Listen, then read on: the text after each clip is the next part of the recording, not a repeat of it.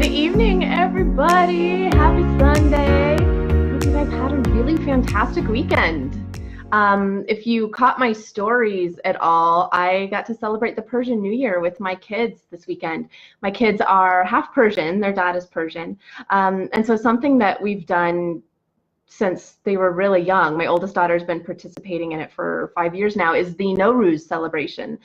There's a big organization in Denver that has the Nowruz organization, the Colorado Children's Nowruz Foundation. And so for 5 years now, my oldest has been participating. I think my youngest has been doing it for like 3 years now. So it's just a really great opportunity for them to kind of explore and embrace where they come from, their roots, their ancestral roots, and then also to kind of explore different things they might like. I know my oldest daughter really loves performing, but my youngest one, she's kind of on the fence about it. So it's kind of a perfect time, a perfect age for them to figure out what they really love doing, and this is one way for them to do that.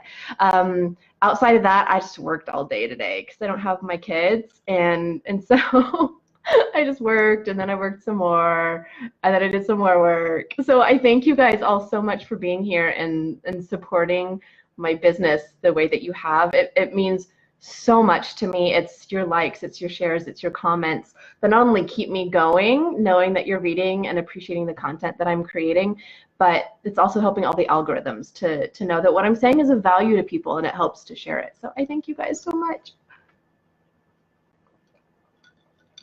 All right, so I have a new video up. It is Sunday. And today's video is kind of a tricky title. It says, "Do this to protect your kids from the insanity of the world."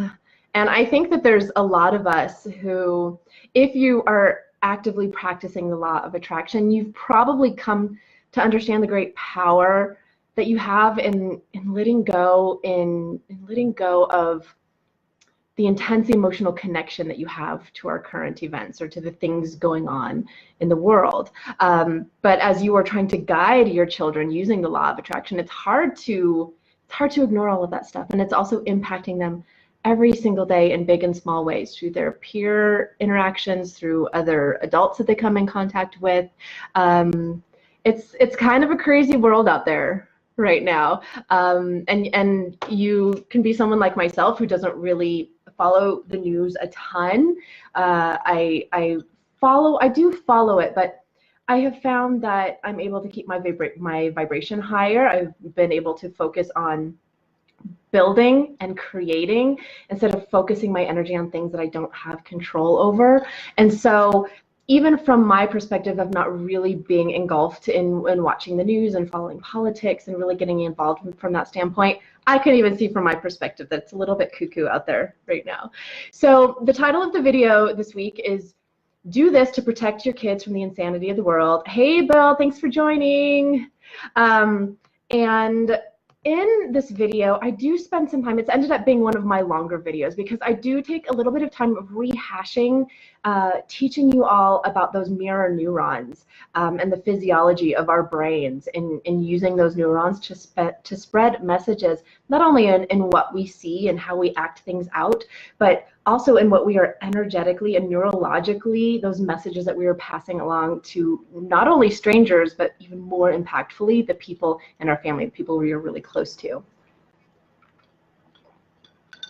So on that note, I do kind of go over mirror neurons just a little bit. And I'll do that again here just so you guys know, because I talk about it all the time in my videos. But we all have neurons in our brain. And quite some time ago, I want to say 20, 30 years ago, they did an experiment with chimpanzees, I believe. And they actually discovered that the chimpanzees had neurons that were mimicking what they were mimicking the neurons of other chimpanzees. And then they did other experiments where they were actually monitoring the neurons of athletes, professional athletes, and then monitoring the neurons of spectators, either in the stands or watching television. And what they discovered was that these neurons were actually modeling each other. They're actually mirroring each other. So someone sitting in the stands watching the sport were actually exhibiting and firing off the same neurons as the athlete who was actually performing the sport.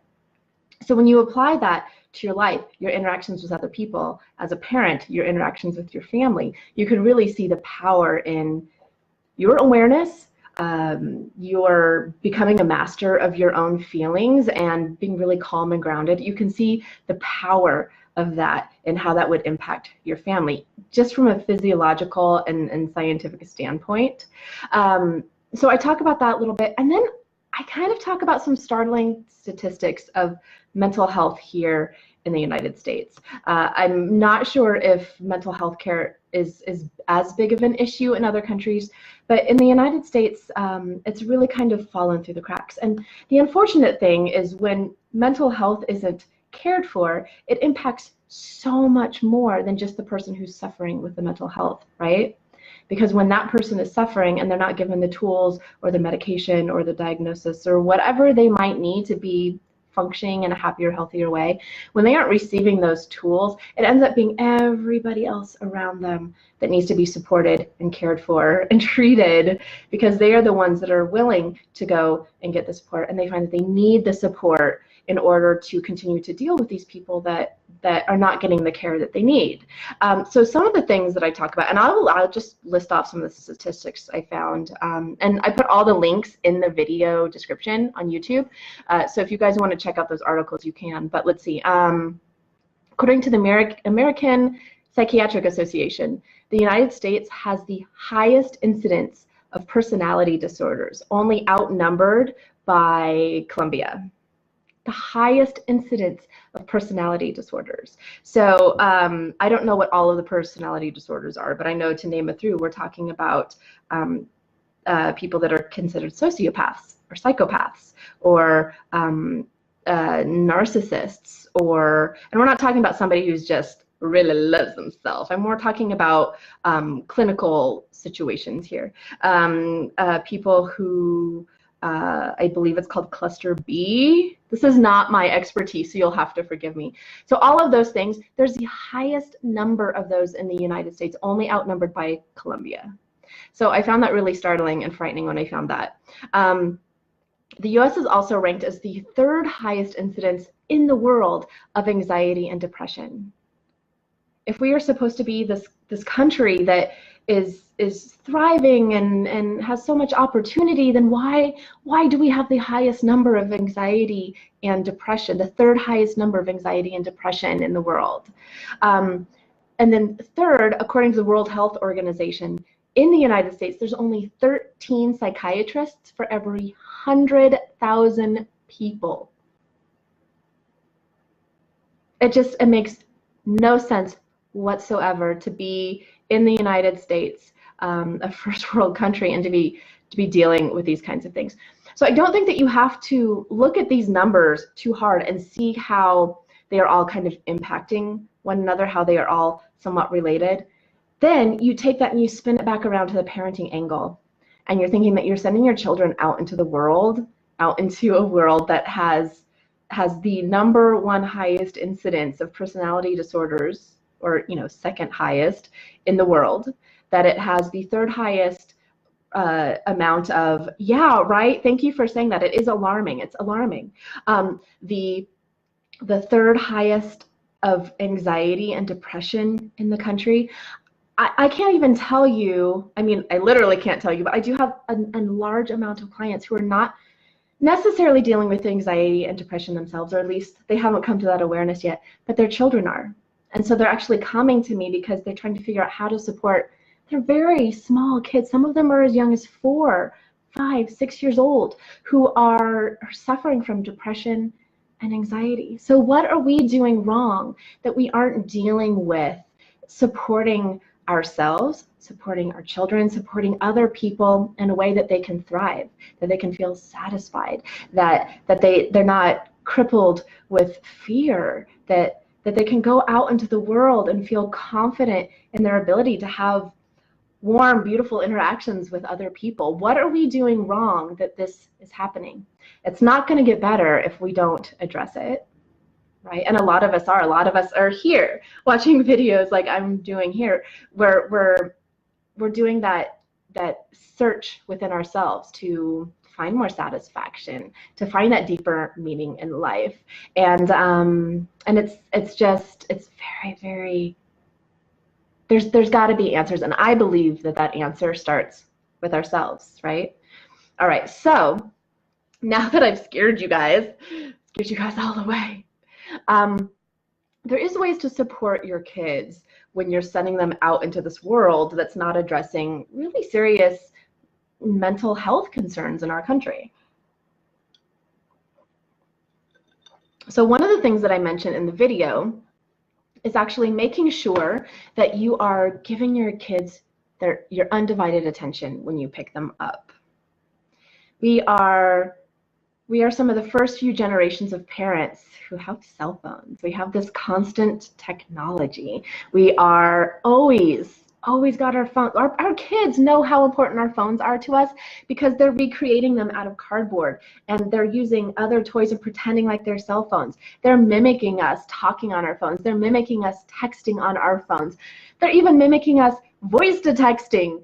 Our kids understand how important our phones are to us. So it's so important for us to always make sure our kids know that they are actually more important than our phones are. They know how important our phones are. Can you imagine how good they're going to feel to know that they are actually more important than our phones are?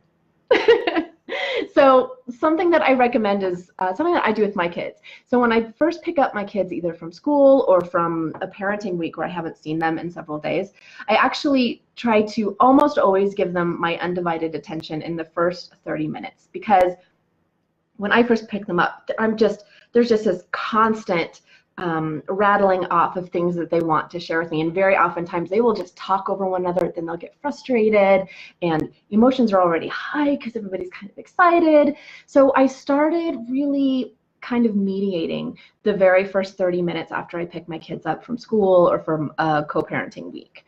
And so what that really entails is letting whichever child is kind of started, making sure that they always know they can really complete their thought. So, for example, child number one may start to tell a story or something that they're excited about that happened during their week. And then child number two may jump in, oh, I've got something, oh, but then I stop them. And I say, uh-oh, let's go ahead and finish listening to, I'm just going to keep calling them child number one. And then when they're done, you're going to have a turn to share. Now, because we've been through this many, many times, my kids know they can trust that I'm going to listen to child number one in their entirety. And then when I'm done, I'm going to say, okay, thanks for sharing. Let's hear from child number two. It almost sounds like a game show now.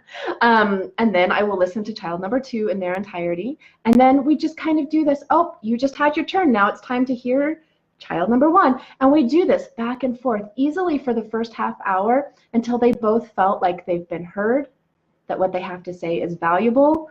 And not only that, they trust that because I'm taking time to give my undivided attention to either one of them, and I'm mediating this 30 minutes with them of making sure that they're both heard, they trust that they're always going to have that time to be heard. Just so important. If you feel like you've got a small window of time and you have to cram everything in there because this may be your only opportunity to be heard, you're not going to communicate well. You're going to feel a little bit stressed out. You're going to be frustrated later because you didn't say everything that you'd wanted to say. You'd forgotten that there was something you wanted to say. But knowing that you're always going to be heard, you're always going to have a chance to share, gives you a whole different feeling, right? Kind of like when we might have interactions with an adult where it maybe was not fun, and you always think of like all the perfect things you could have said in response afterwards, kind of like that, but kid style. All right, so the second thing, let's see, I'm just going to check this message here. Yes, thank you, Little Wish. We all do totally want to be heard. So over here on Facebook, Little Wish Yoga said, we all want to be heard, especially our littles. We do. I mean, I'm not suggesting that kids want anything different than we do as adults, but for whatever reason, we've kind of socially conditioned that what kids have to say is less important.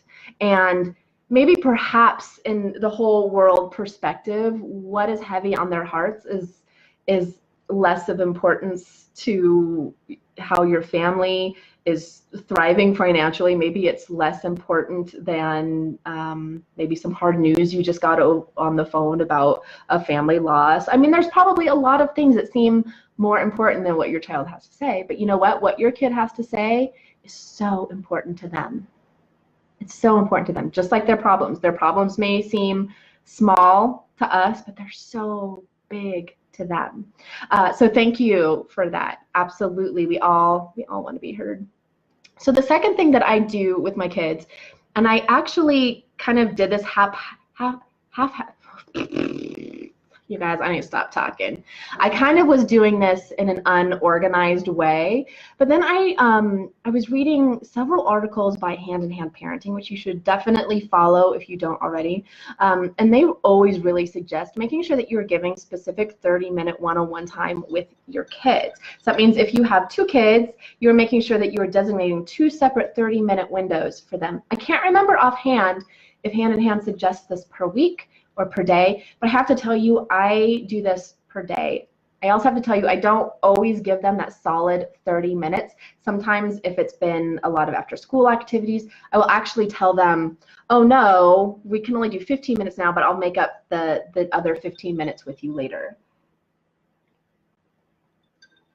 So what this means is I'm giving my kids either 2 15-minute increments or 1 30-minute increment of undivided one-on-one attention for them. This is not both kids together, this is each individually. So because we've gotten in the habit of doing this, my kids do understand that when one child is getting their one-on-one time, much like when I mediate, when I've picked them up from school and they understand one gets to talk and then the other, and that they each get their time, they've come to understand that when I'm having my one-on-one time with one child, the other one keeps themselves busy with another activity.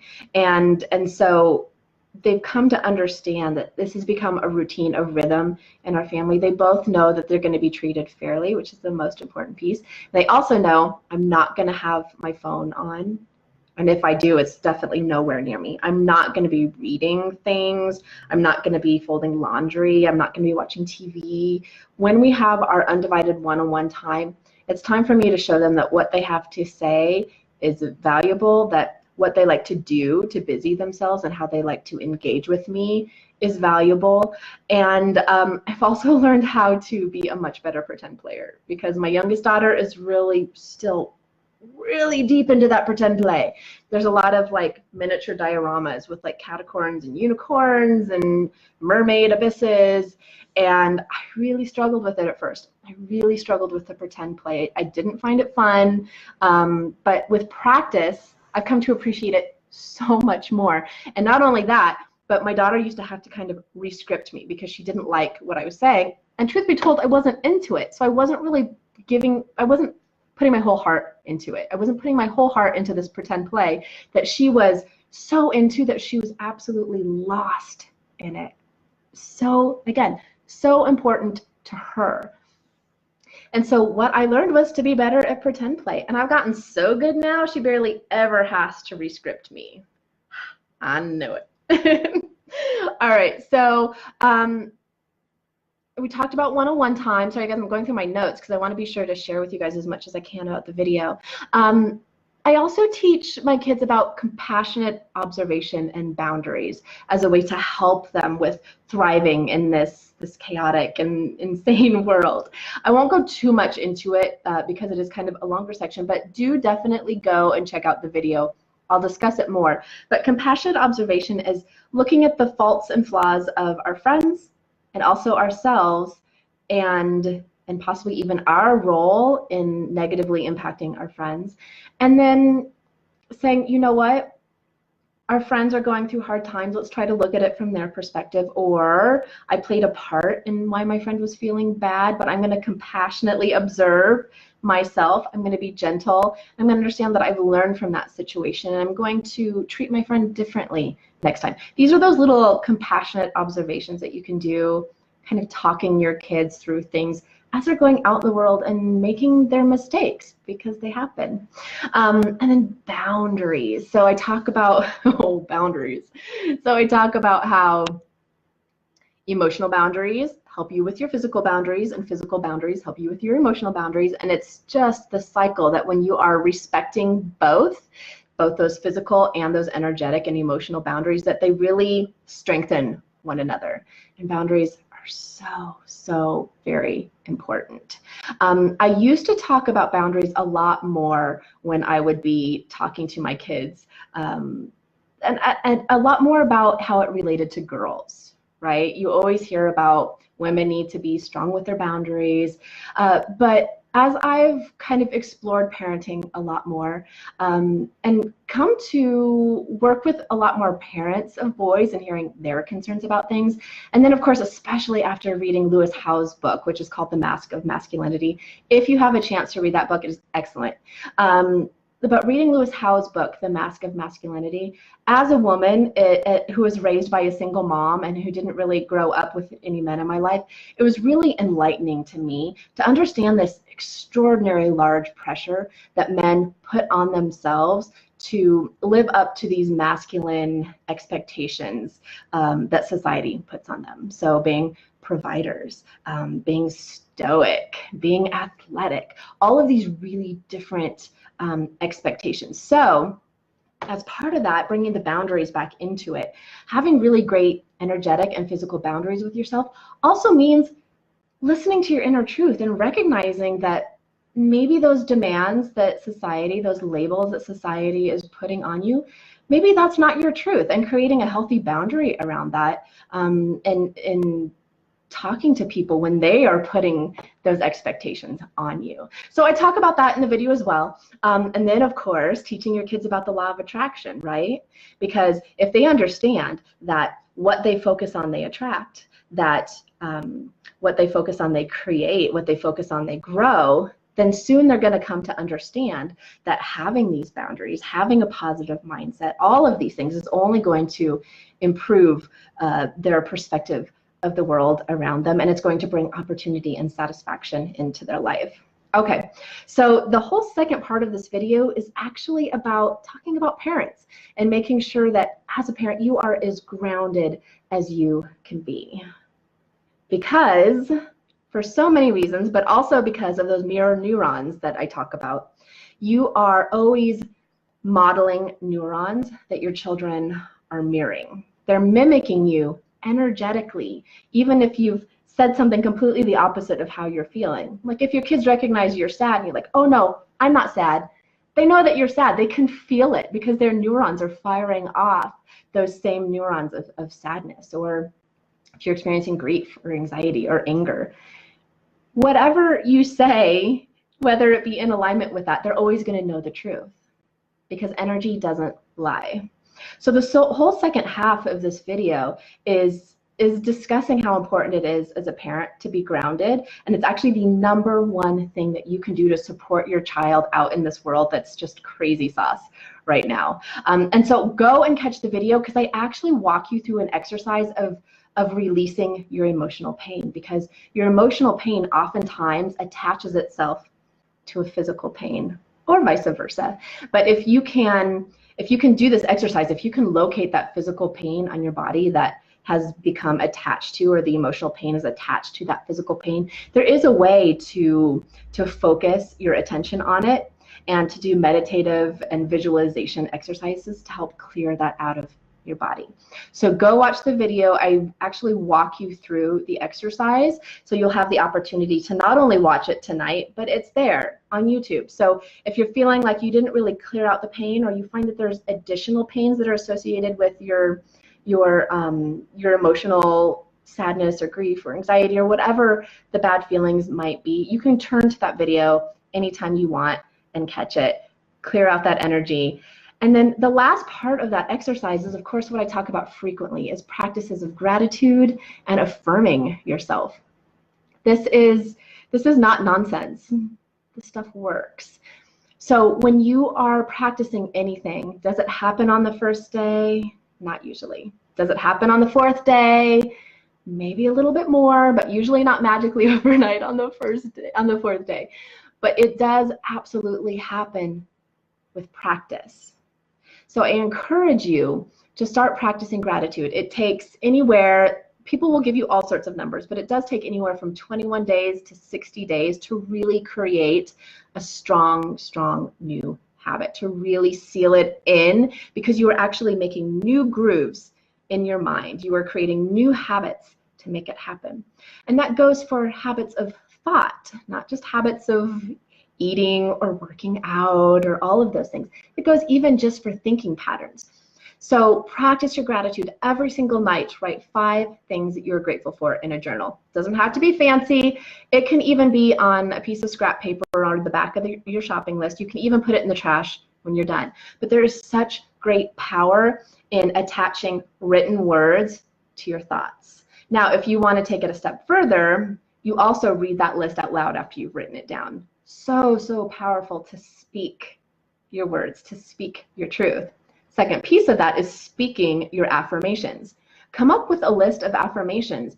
You have to be careful with those affirmations because as you're creating them, if you find that it's creating a little bit of a feeling of resistance within you, you might need to fine-tune that affirmation just a little bit, because if you're reading something over and over again that's really uncomfortable for you, you might actually be creating that groove for a resistant thought. So I encourage you to really tune in, tap in as you're creating those affirmations for yourself. Make sure that they really ring true for you. And affirmations can change constantly. The affirmation that worked for you last week may not be the same one that you need this week. But the important piece is locking eyes with yourself in the mirror and saying the affirmation. Again, it's a little bit of mirroring those neurons to yourself, but also it's a little uncomfortable at first to say good things about yourself and look yourself in the eye. But that's how you're going to create that habit. That's how you're going to start to believe it, and it works. And I know it works because it worked for me. 2 years ago, I did not like myself. I definitely would not be here telling you guys how much I loved myself. But it worked. I practiced affirmations. I practiced gratitude. I practiced quantum healings, like you guys will see in my workshop later this month with Dagmar. Oh my gosh, the woman is amazing. She actually didn't heal me. I healed myself, but she showed me how to do it. And it was so powerful. It's completely changed my energy. I feel like a whole new person. So taking the time out to do those little things, it's amazing for your children to see that. I've seen such a huge shift even in my energetic relationship with my children since I started doing all of this work. So energy doesn't lie. All right, now I have a whole bunch of junk I have to talk to you guys about. So I hope you'll hang in there. Go check out the video for sure. I put the link, if you're on Facebook, all the links I'm about to talk about are all in the description of the video. If you guys are on Instagram, you can catch everything in my bio. So not only do I have my video that went live tonight, it's up on YouTube. Please go check it out. Please ring the bell, give it a thumbs up, subscribe, do all the YouTube things because it helps me so much. I really appreciate it. And then I have a whole bunch of events coming up. And as you guys know, not only do I so appreciate the support that you give my business, but there's ways that you guys can help me grow, both by supporting my workshops and paying for them, but also just by supporting my posts with likes and shares and comments. It really helps the algorithms know that you guys are enjoying my content and helps them get exposed. You can mark that you're interested in attending my events or that you are attending my events. Even if you're not 100% sure that you can go, just marking that interest really helps spread the word. You guys can sign up for my in-person events that I do primarily in Iowa. Every once in a while, a group will bring me out to travel or a company will bring me out to travel to present to their company or their group. But most of them happen in Iowa. So if you guys can attend my in-person workshops, you guys can attend my online workshops. Almost all of my in-person workshops become online workshops in the following month. So you can attend those. You guys can refer people to me who need help managing their anxiety, who have hiccups in their parenting journey, who might need intuitive coaching with their businesses. There's heaps and heaps of ways that you guys can help support my business. I grow my business through all of these little things that you guys do every single day, every single month. You guys are amazing. Thank you so much. All right. So I mentioned Dagmar's event about mending your family by healing yourself. So she's going to talk about how you can really mend behaviors that you're seeing in your children through healing yourself, healing patterns, and mental choices that you've made about your life. And she's going to do a little mini healing in that, so you'll get a little bit of a taste of the work that she does. And like I said, I brought her on because I had such amazing results with it. I have an online workshop coming up, Fall in Love with Money. Again, all of these are either linked in my Instagram bio or in the description of this Facebook event. Fall in Love with Money is all about healing your energetic relationship with money. Did you guys know money is just energy? If you really think about it, this paper dollar, this, you know, here we go. I actually have a dollar right here. It's a piece of paper. It's a piece of paper. All the value that it has is what we've given it, that we've decided with other people that it has. Money is just energy, but we give it so much importance, and we decide that it's easy to get. We decide that it's that you have to be careful about spending it, that there's not going to be more coming in. So this workshop is all about healing your relationship with money through healing your relationship in other parts of your life. So I invite you to come check that out. This particular one is online, so it doesn't matter where you are. You can watch it live. You can watch it recorded later. What else? Oh, you guys, my Abundant Parent membership workshop is going to be a year old next month. There's music in my head, I promise. So it's going to be a year old. I'm having a big celebration in my Facebook group. I invite you all to come join the group.